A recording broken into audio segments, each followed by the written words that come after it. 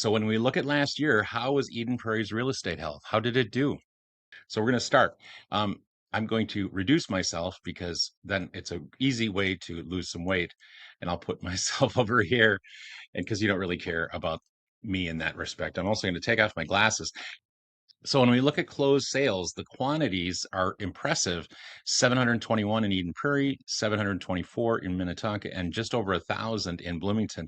And that is up actually a little, and that's actually a little down in Eden Prairie, not much.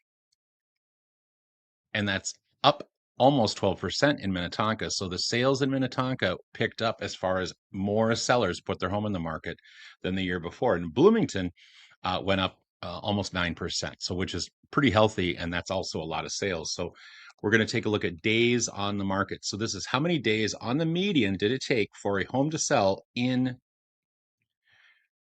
So we're going to take a look at median days on the market. So half of the homes sold faster and half of the homes sold slower than this number. So this number includes homes that sold in a day and homes that took 100 days, theoretically anyway. Some homes take 100 days. But anyway, when we take a look at days on market in Eden Prairie, it was 22, which is up just a touch. Minnetonka, 18, down just a touch from 14% down, and 16 for Bloomington. So very healthy, very quick, very seller oriented days on the market on the median. So there's not a whole lot to talk about except to say it's strong.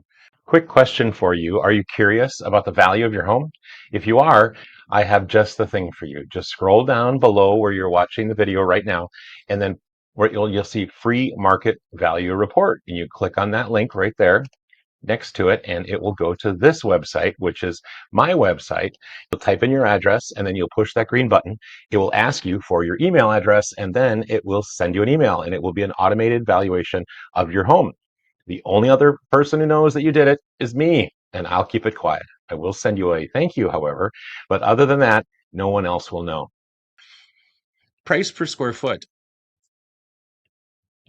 Now, when we look at price per square foot, I think this is an interesting statistic because it tells us how much a particular square foot of home, and this is all finished square feet. Most of it is above ground by its nature, but it's not all above ground square footage.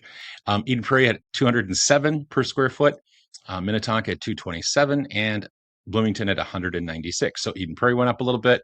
Minnetonka went up a little bit more, 5.6%.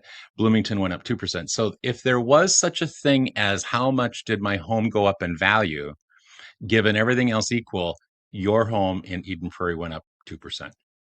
Given everything else equal, your home in Minnetonka went up 5.6%. Given everything else equal, your Bloomington home went up 2%, 2.1%. All right. Now, when we take a look at percentage of original list price, now this is a great number because it tells us how healthy is the market in the context of our sellers getting what they want or what they've asked for when they put it on the market. Now, on the average in Eden Prairie, sellers got 98.5% of their original list price.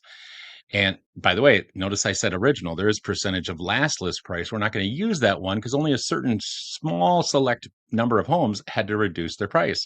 So 98.5 in Minnetonka and 99.8 in Bloomington. And I'd like to look at two more things before I let you go. So sales price, this is also one of those where how much did my home go up in value? Well, price per square foot is better, but this one's also pretty darn interesting. So in Eden Prairie, home prices went up 1.1%.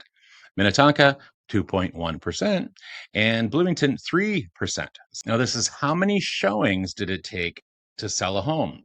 It took 11 showings in Eden Prairie, and it's the exact same that it started the year with.